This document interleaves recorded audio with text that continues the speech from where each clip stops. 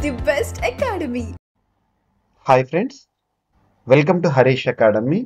ఈరోజు నవంబర్ 21, 2024కి సంబంధించి వార్తలు నిలిచిన జాతీయ, అంతర్జాతీయ, రాష్ట్రీయ అంశాల గురించి, వార్తలు నిలిచిన వ్యక్తులు, అవార్డులు, పుస్తకాలు, మరి క్రీడా సంబంధిత సమాచారం, ఒక్కొక్క అంశాన్ని వివరంగా తెలుసుకుందాం. సో ఫ్రెండ్స్, ఇప్పుడు మనం డిస్కస్ చేయబోయే టాపిక్ సంబంధించి అభ్యర్థులకు ఎలాంటి సందేహాలు, ఏ డౌట్స్ ఉన్నా కూడా ఈ వీడియో కింద కామెంట్ బాక్స్లో కామెంట్ రూపంలో మీ యొక్క డౌట్ని పోస్ట్ చేయండి. ఖచ్చితంగా మీ యొక్క కామెంట్కి రిప్లై ఇచ్చే ప్రయత్నం చేస్తాను. యాక్చువల్లీ బోర్డు అందుబాటులో లేని కారణంగా ఈరోజు మన సెషన్ని ఈ విధంగా మీ ముందుకు తీసుకురావడం జరిగింది. So please support and cooperate. పోటీ పరీక్షలకు ప్రిపేర్ అవుతున్న ప్రతి ఒక్క అభ్యర్థి రానున్న పోటీ పరీక్షలను దృష్టిలో ఉంచుకొని ఏ పోటీ పరీక్ష అయినా కానివ్వండి, ఏ స్థాయి పోటీ పరీక్ష అయినా కానివ్వండి, మీ ప్రిపరేషన్లో భాగంగా కరెంట్ అఫైర్స్కి ఫస్ట్ ప్రియారిటీ ఇవ్వండి. ఇటీవల ముగిసిన చాలా పోటీ పరీక్షల ప్రశ్నపత్రాలను కనుక పరిశీలించినట్లయితే చాలా కాంటెంపరీ ఇష్యూస్, అవి సబ్జెక్ట్ రిలేటెడ్గా కానివ్వండి, అండ్ ఇటీవల కాలంలో మిస్లీనియస్ టాపిక్స్లో భాగంగా కానివ్వండి, క్వశ్చన్స్ని మనం కరెంట్ అఫైర్స్ పాయింట్ ఆఫ్ వ్యూలో అబ్జర్వ్ చేస్తున్నాము. సో ప్రతిరోజు క్లాసెస్ చూడండి, నోట్స్ ప్రిపేర్ చేసుకోండి, అండ్ ఇక్కడ మీ ప్రిపరేషన్లో అప్డేటెడ్గా ప్రతి సబ్జెక్ట్ని కూడా ప్రిపేర్ అయ్యే విధానాన్ని మీకు మీరు ఒక స్ట్రాటజీని డెవలప్ చేసుకోండి. సో ఇక్కడ అబ్జర్వ్ చేస్తే నవంబర్ 21, 2024కి సంబంధించి వార్తలు నిలిచిన ఫస్ట్ టాపిక్, జీడిపిలో గ్రాస్ డొమెస్టిక్ ప్రోడక్ట్లో ప్రపంచంలో మనమే టాప్ పొజిషన్లో ఉన్నామంట. ఇటీవల ది ఎకనామిస్ట్ ఇంటెలిజెన్స్ యూనిట్ వారు విడుదల చేసిన గణాంకాలు చెప్తున్నాయి. జీడిపి, గ్రాస్ డొమెస్టిక్ ప్రోడక్ట్ అంటే అర్థం ఏంటిది? It is the final value of all the goods and services that are produced with in the boundaries of the particular country with in the given financial year. అంటే తెలుగులో అర్థం ఏంటి? ఒక ఆర్థిక సంవత్సర కాలంలో ఒక దేశ సరిహద్దు లోపల ఉత్పత్తి అవుతున్న అంతిమ వస్తు సేవల విలువని ఆ దేశ లేదా ఆ ప్రాంత జీడిపిగా మనం చూస్తాం. ఇటీవల కాలంలో ఎకానమీ సబ్జెక్ట్లో భాగంగా కాంటెంపరీ ఇష్యూగా ఇండియాస్ గ్రోత్ రేట్స్ ఎస్టిమేట్స్ అని చెప్పేసి తరచూ మనం డిస్కస్ చేస్తున్నాము. సో ఏ సంస్థ భారతదేశం యొక్క వృద్ధి రేటును అంచనా వేసినా కూడా అరౌండ్ 7గా ఉంటుంది. సో ఒక మంచి వృద్ధి రేటుని అంచనా వేస్తున్నాయి. సో దానికి సంబంధించి అర్థం చేసుకోవచ్చు. ప్రపంచ అగ్రదేశాల్లో అత్యధిక జీడిపి వృద్ధి రేటు ఉన్న దేశం మనదేనంట. అన్ని దేశాలవి 6% లోపే ఉంటే మనది ఒక్కటి మాత్రం 7%గా ఉంది. అంతర్జాతీయ రేటింగ్ సంస్థలన్నీ మన దేశ జీడిపి వృద్ధి రేటు 7% అటు ఇటుగా ఉండొచ్చని చెప్తున్నాయి. వరల్డ్ ఎకనామిక్ అవుట్లుక్ అక్టోబర్ 2024 నివేదిక ప్రకారం G20 దేశాల్లో 2024లో అత్యధిక వృద్ధి రేటు ఉన్న దేశం మనదేనంట. 2024లో కొన్ని ప్రధాన దేశాల జీడిపి వృద్ధి రేటు అంచనాలు ఎలా ఉన్నాయో చూడండి. భారతదేశం 7% అంట ప్రస్తుత ఆర్థిక సంవత్సరంలో, ఫిలిప్పీన్స్ 5.5% ఉంటుందట, Indonesia 5.1%, Malaysia 5.1%, China 4.9%, Taiwan 4.2%, Russia 3.7%, Brazil 3%, America 2.7%, Britain 1.7%, Germany 0.1%. గుర్తుంచుకోండి. ఇక జీసాట్ 20 ప్రయోగం అనేది సక్సెస్ అని చెప్పేసి మనం అబ్జర్వ్ చేయొచ్చు. లాస్ట్ 2 days బ్యాక్ కూడా మనం జీసాట్ ప్రయోగం గురించి డిస్కస్ చేసాము. ఇక్కడ అబ్జర్వ్ చేస్తే రానున్న పోటీ పరీక్షలు అడగవచ్చు. జీసాట్ 20 లేదా జీసాట్ N2 ఇది ఇస్రోకి సంబంధించిన శాటిలైట్. కాకపోతే ఇక్కడ అబ్జర్వ్ చేయాల్సింది ఏంటంటే భారతదేశం నుండి లాంచ్ చేయబడిన ప్రయోగం కాదు. ఎగ్జామినేషన్లో దీనిపైన ఫోకస్ చేస్తారు. ఇటీవల జీసాట్ 20 లేదా జీసాట్ N2ని 2024 నవంబర్ మంత్లో ఎక్కడి నుండి లాంచ్ చేశారు ఇస్రో వారని అడుగుతారు. మనం ఏమనుకుంటాము? భారతదేశంలోనే తిరుపతి డిస్టిక్లో షార్ కేంద్రము, శ్రీహరికోట అని అబ్జర్వ్ చేస్తాము. కానీ కాదు. సో ఇక్కడ ఫోకస్ చేయాల్సిన పాయింట్ని మీరు ఎక్కువగా చూడండి. సో అమెరికా నుండి ప్రయోగం జరిగింది. స్పేస్ ఎక్స్, ఎలాన్ మస్క్కి సంబంధించిన ప్రైవేట్ అంతరిక్ష పరిశోధన సంస్థ. స్పేస్ ఎక్స్ సంబంధించిన ఫాల్కన్ 9 రాకెట్ ద్వారా ఈ శాటిలైట్ని విజయవంతంగా నింగిలోకి పంపించాము. సో ప్రయోగం సక్సెస్ అయింది.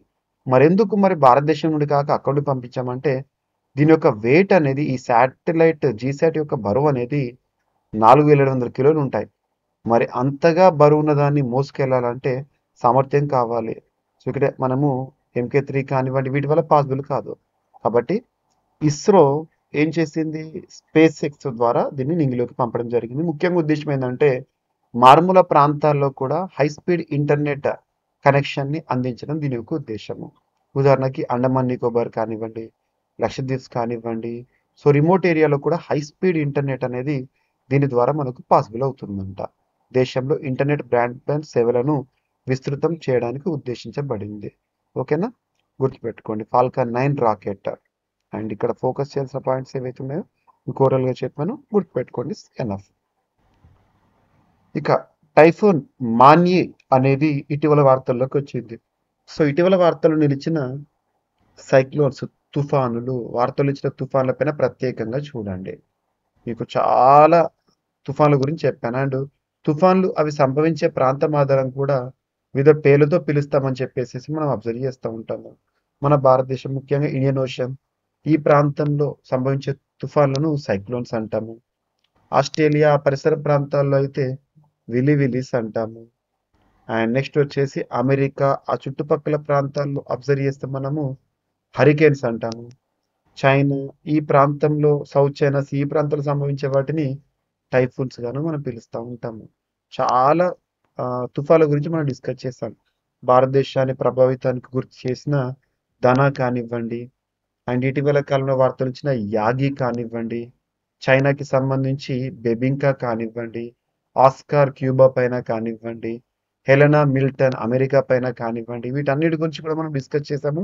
ఎక్స్క్లూజివ్గా మీకు నేను షార్ట్ వీడియోని కూడా ఇచ్చాను ప్రవీణ్ సార్ క్లాసెస్ యూట్యూబ్ ఛానల్లో. సో ఈ పేర్ల పైన అడగొచ్చు మీకు ఎగ్జామినేషన్లో. సో ఇక్కడ అబ్జర్వ్ చేస్తే టైఫూన్ మాన్యీ అనేది ఇటీవల వార్తల్లోకి వచ్చింది. ఎక్కడ అంటే నార్థన్ ఫిలిప్పీన్స్. ఇక్కడ మీకు అబ్జర్వ్ చేయొచ్చు, టైఫూన్ అనే పేరు ఇచ్చారు కాబట్టి ఏ ప్రాంతాల్లో సంభవించిందో ఆప్షన్స్లో గుర్తుపడితే ఈజీగా మన సమాధానం కూడా ఐడెంటిఫై చేయొచ్చు. ఓకేనా, టైఫూన్ మాన్యీ ఇటీవల సంభవించింది ఏ ప్రాంతంలో అంటే నార్థన్ ఫిలిప్పీన్స్ పైన ప్రభావాన్ని చూపించడం జరిగింది. ఓకేనా. అండ్ నెక్స్ట్ వచ్చేసి ఇక్కడ ఎక్స్ట్రా ఇన్ఫర్మేషన్, బాంబు సైక్లోన్తో అమెరికా తీరానికి తుఫాను ముప్పంట. అమెరికా తీరం అంటే హరికేన్ ఆ ప్రాంతంలో. సో అమెరికా తీర ప్రాంతానికి తీవ్ర తుఫాను ముప్పు పొంచి ఉంది. బాంబు సైక్లోన్గా పిలిచే దీని ప్రభావం అనేక రాష్ట్రాలపై పెద్ద ఎత్తున ఉండనున్నట్లు అధికారులు అంచనా వేస్తున్నారు. భీకర గాలులు, భారీ వర్షాలతో పాటు కొన్ని పర్వత ప్రాంతాల్లో మంచుకు కారణమవుతుందని భావిస్తున్నారు. ముఖ్యంగా కాలిఫోర్నియాతో పాటు ఇతర రాష్ట్రాల్లో సుమారు 8 ట్రిలియన్ గ్యాలన్ల మేర వర్షం కురిసే అవకాశం ఉందంట. అసలేంటి బాంబు సైక్లోన్? బాంబు సైక్లోన్ అనే పదం బ్యాంబో జెనసిస్ నుంచి వచ్చింది. వాతావరణంలో వేగంగా చోటు చేసుకునే మార్పుల ఆధారంగా బాంబు సైక్లోన్ అనే పదాన్ని 1980s వాతావరణ శాస్త్ర పరిశోధకులు తీసుకొచ్చారు. గంటల వ్యవధిలోనే తుఫాను బలపడే పరిణామాన్ని బాంబు సైక్లోన్గా పిలుస్తారు. నెక్స్ట్ 250 గిగావాట్లకు పునరుత్పాదక విద్యుత్ ఉత్పత్తి సామర్థ్యం చేరుతుందని అంచనా వార్తల్లోకి వచ్చింది. ఎస్టిమేషన్.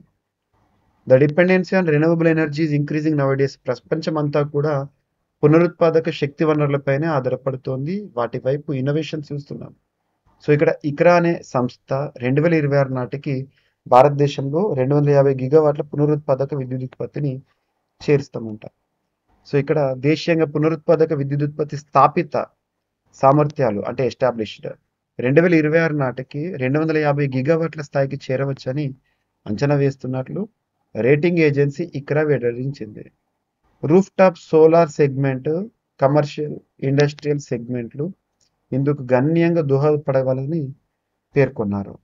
అయితే స్థల సమీకరణలో జాప్యం, పంపిణీ కనెక్టివిటీ పరమైన సమస్యలు మొదలైనవి ప్రాజెక్టుల అమలుకు సవాలుగా ఉంటున్నాయని ఇక్రా వివరించిందంట. గుర్తుంచుకోండి, 2024 సెప్టెంబర్ నాటికి పునరుత్పాదక విద్యుత్ ఉత్పత్తి స్థాపిత సామర్థ్యం 201 గిగావాట్గా ఉంది. మరోవైపు 2030 నాటికి దేశీయంగా ఎనర్జీ స్టోరేజ్ సామర్థ్య అవసరాలు 50 గిగావాట్ల స్థాయిలో ఉంటాయని ఇక్రా పేర్కొంది. ఇక ఒక రిపోర్ట్, ఆరోగ్యం మరియు హెల్త్ అండ్ ఎడ్యుకేషన్, ఆరోగ్యం మరియు విద్యకు దూరంగా 18 కోట్ల మంది చిన్నారులు ఉన్నారంట. ఇది చాలా ముప్పు అని చెప్పేసి భావిస్తున్నాయి పరిశోధనా సంస్థలు. ముప్పుగా పరిణమిస్తున్న కాలుష్యం, వాతావరణ మార్పులు. అల్ప మధ్యాదాయ దేశాలపై అధ్యయనం చేశారు ఎవరు చూడండి. ఇక్కడ అల్ప మధ్యాదాయ దేశాల్లో 3 లేదా 4 ఏళ్ల వయసున్న సుమారు 18 కోట్ల మంది చిన్నారులకు సరైన పెంపకం లభించడం లేదని లాన్సెట్ జర్నల్లో ప్రచురితమైన నివేదిక వెల్లడించింది. ఢిల్లీలోని సెంటర్ ఫర్ క్రానిక్ డిసీజ్ కంట్రోల్కు చెందిన పరిశోధకులతో పాటు అంతర్జాతీయ శాస్త్రవేత్తలతో కూడిన బృందం ఈ అధ్యయనం చేసింది. వాయు కాలుష్యం, వాతావరణ మార్పులు, ప్రమాదకర రసాయనాల ప్రభావం మొదలైనవన్నీ వారి ఆరోగ్యానికి ప్రతికూలంగా మారుతున్నాయని హెచ్చరించారు. అండ్ అల్ప మధ్యాదాయ దేశాల్లో 2 నుంచి 5 ఏళ్ల వయసున్న చిన్నారులు ఆరోగ్య, విద్యా సేవలను పొందలేకపోతున్నారని తెలిపారు. ప్రభుత్వాలు ఎక్కువ నిధులు విడుదల చేయడం ద్వారా ఈ వయసులో బాలలకు ఆరోగ్యకరమైన బాల్యం, విద్య ఇవ్వాలని సూచించారు. అల్ప మధ్యాదాయ దేశాల్లో ప్రతి చిన్నారిని ఒక ఏడాది ముందుగా పాఠశాలలో చేర్పించడానికి ఆయా దేశాల జీడిపిలో 0.15% ఖర్చు అవుతుంది. ఈ విధానం ద్వారా వచ్చే లాభాలు ప్రభుత్వాలు వ్యయం చేసే ఖర్చు కన్నా 8 నుండి 19% అధికంగా ఉంటాయంట. భారత్లో పరిస్థితిని గమనిస్తే 2022 3 నుంచి 6 ఏళ్ల వయసున్న సుమారు దాదాపు 3 కోట్ల మంది చిన్నారులు ప్రీ స్కూల్కు వెళ్ళినట్లు ప్రభుత్వ నివేదికలు చెప్తున్నాయంట. గుర్తుపెట్టుకోండి.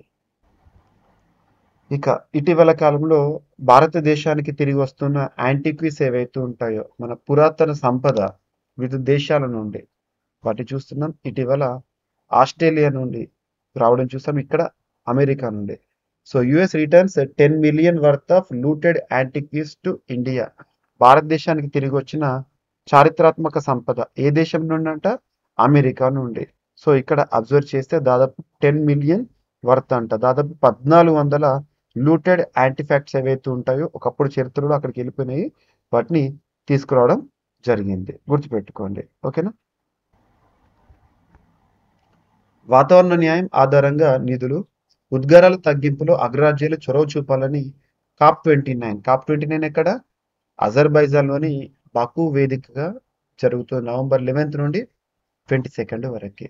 సో ఇక్కడ అబ్జర్వ్ చేస్తే ఎక్కడ జరుగుతుందో గుర్తుపెట్టుకోండి. UNFCCది. అంతకుముందే మనం CBD COP16, that is different. ఇది COP29. దక్షిణార్ధగోళ దేశాల్లో వాతావరణ మార్పుల కార్యాచరణకు మద్దతుగా ఆర్థిక లక్ష్యాలను చేరుకునేందుకు వాతావరణ న్యాయ సూత్రాలే ప్రాతిపదిక కావాలని భారత్ అభిప్రాయపడింది. ఉద్గారాల తగ్గింపులో అగ్రరాజ్యాలు చొరవ చూపించాలని, వర్ధమాన దేశాలకు తగిన కార్బన్ స్పేస్ ఉండేలా చూడాలని కోరింది. అజర్బైజాన్ రాజధాని బాకులో జరుగుతున్న వాతావరణ మార్పుల సదస్సులో కేంద్ర పర్యావరణ శాఖ మంత్రి సహాయ మంత్రిగా ఉన్నవారు కీర్తివర్ధన్ సింగ్ గారు ఈ మేరకు భారత్ తరపున ప్రకటన చేశారు. ఇక 46.6 కోట్ల ఏళ్ల క్రితం భూమి చుట్టూ వలయాలు ఉండేవంట. సో సైంటిఫిక్ ఎవిడెన్స్ ఇక్కడ. సౌర కుటుంబంలో బృహస్పతి, శని, యురేనస్, నెప్ట్యూన్ గ్రహాల చుట్టూ వలయాలు ఉన్నట్టుగానే 46.6 కోట్ల సంవత్సరాల క్రితం భూమి చుట్టూ కూడా ఇలాంటి వలయాలు ఉండి ఉండొచ్చని తాజా అధ్యయనం ఒకటి వెల్లడించిందంట. ఆర్థోవిసియన్ కాలంలో ఈ వలయాలు ఉనికిలో ఉండొచ్చని earth and planetary science report రీసెంట్గా చెప్పడం జరిగింది. భూమిపై జరిగిన ఉల్కల దాడి తర్వాత టెక్టోనిక్ ప్లేట్లలో జరిగిన గణనీయమైన మార్పును అధ్యయనకారులు గుర్తించారు. ఉల్కలు ఢీకొట్టడం ద్వారా ప్రభావితమైన దాదాపు 2 డజన్ల బీలాలను అధ్యయనం చేసిన అనంతరం అధ్యయనకారులు ఈ అంచనాకు రావడం జరిగిందంట. అండ్ వార్తల్లో ఇచ్చిన పురస్కారం ప్రతిష్టాత్మక పురస్కారం. ఈసారి ఎగ్జామినేషన్లో ఈ పురస్కారం గురించి అడగవచ్చు. బ్యారన్ బోయిన్, అలీ అబు అవ్వాద్లకు ఇందిరాగాంధీ శాంతి పురస్కారం ఈ సంవత్సరానికి గాను అనౌన్స్మెంట్ 2023 సంవత్సరాన్ని ఆధారంగా తీసుకుని ఇచ్చారు. ఇజ్రాయెల్ పాలస్తీనా ప్రజల మధ్య స్నేహాన్ని పెంపొందించడానికి జీవితాలను అంకితం చేసిన డానియల్ బారెన్బోయిమ్, అలీ అబు అవాద్లకు 2023 ఏడాదికి గాను ఇందిరాగాంధీ శాంతి పురస్కారాన్ని ప్రదానం చేశారు. సుప్రీంకోర్టు మాజీ న్యాయమూర్తి జస్టిస్ టిఎస్ ఠాకూర్ నేతృత్వంలో కమిటీ అవార్డు గ్రహీతలను ఎంపిక చేసింది. ఇందిరాగాంధీ జయంతి నేపథ్యంలో రీసెంట్గా ఈ పురస్కారాన్ని వర్చువల్ విధానంలో వీరికి పురస్కార గ్రహీతలకు అందజేశారు. గుర్తుంచుకోండి. ఓకేనా? అండ్ ఏపీ రీజనల్ అంశాల్లో భాగంగా ఇటీవల మనం యాక్చువల్గా డిస్కస్ చేయని topic, so left over topic ఇక్కడ చూడండి. 7 కీలక బిల్లులకు ఏపీ అసెంబ్లీ ఆమోద ముద్ర వేసిందంట. అవేంటో చూడండి. 7 కీలక బిల్లులకు ఏపీ అసెంబ్లీ ఆమోదం వేసింది. ఏపీ పంచాయతీరాజ్ సవరణ బిల్లు 2024, ఏపీ మున్సిపల్ సవరణ బిల్లు 2024, స్థానిక సంస్థల ఎన్నికల్లో పోటీకి నిబంధనల మార్పు, ఎంతమంది పిల్లలు ఉన్న స్థానిక సంస్థల ఎన్నికల్లో పోటీకి అవకాశం కల్పిస్తూ సవరణ, NTR health university bill 2024, ayurvedic homeopathy medical practitioners చట్ట సవరణ, ఏపీ మెడికల్ ప్రాక్టీషనర్స్ రిజిస్ట్రేషన్ చట్ట సవరణ బిల్లు 2024కు ఆమోదం తెలిపినట్లు స్పీకర్గా ఉన్న అయ్యన్న పాత్రుడు గారు రీసెంట్గా చెప్పారు. ఇక వార్తలు నిలిచిన వ్యక్తి ఇంటర్నేషనల్ పోలీస్ ఆర్గనైజేషన్ లేదా ఇంటర్పోల్కి నూతన సెక్రటరీ జనరల్గా ఎన్నికవుతూ వార్తల్లోకి వచ్చిన వాల్డేసి ఉర్క్విజా. సో వాల్డేసి ఉర్క్విజా ఇటీవల వార్తల్లోకి వచ్చారు. ఏ సంస్థకి నూతన సెక్రటరీ జనరల్గా ఎన్నికవుతాను అడుగుతారు. ఇంటర్నేషనల్ పోలీస్ ఆర్గనైజేషన్, గుర్తుపెట్టుకోండి. సో ఇవి ఫ్రెండ్స్ ఈరోజు వార్తలు నిలిచిన అంశాలు. ఒకసారి ర్యాపిడ్గా చూస్తే జీడిపిలో భారత్ టాప్లో ఉంది అని చెప్పేసి ఇటీవల వెలువడుతున్న నిజాలు. GSAT-20 ప్రయోగం సక్సెస్ అమెరికా నుండి. So typhoon Manyi strikes northern Philippines అనే టాపిక్. బాంబ్ సైక్లోన్ సంబంధిత అంశంతో అమెరికా 250 గిగావాట్లకు పునరుత్పాదక విద్యుదుత్పత్తి సామర్థ్యం చేరుతుందని 2026 నాటికి చేరుతుందని ఇక్రా అంచనా. ఆరోగ్యం విద్యకు దూరంగా 18 కోట్ల మంది చిన్నారులు ఉన్నారని ఇటీవల సెంటర్ ఫర్ క్రానిక్ డిసీజ్ కంట్రోల్కు చెందిన పరిశోధకుల నివేదిక. అమెరికా నుండి భారతదేశానికి తిరిగి వచ్చిన చారిత్రాత్మక సంపద. వాతావరణ న్యాయం ఆధారంగా నిధులు అనే అంశము COP29లో భారత విజ్ఞప్తి. 46.6 కోట్ల ఏళ్ల క్రితం భూమి చుట్టూ వలయాలు ఉండేవని scientific evidence. Barenboim, Ali Abu అవాద్లకు ఇందిరాగాంధీ శాంతి పురస్కారం ప్రదానం చేశారు. ఏపీ అసెంబ్లీ 7 కీలక బిల్లులకు ఆమోదం తెలిపింది. అండ్ వాల్డేసి ఉర్క్విజా సెక్రటరీ జనరల్ ఆఫ్ ఇంటర్పోల్గా ఎన్నికవుతూ వార్తల్లోకి వచ్చారు. సో ఇవి ఫ్రెండ్స్ మనకు ఈరోజు వార్తలు నిలిచిన అంశాలు. మిస్లేనియస్ టాపిక్స్ ఏమైనా మిగిలిపోతే రేపటి క్లాస్లో యాడ్ చేసి మళ్ళీ డిస్కస్ చేద్దాము. రేపు కలుద్దాము. Thank you.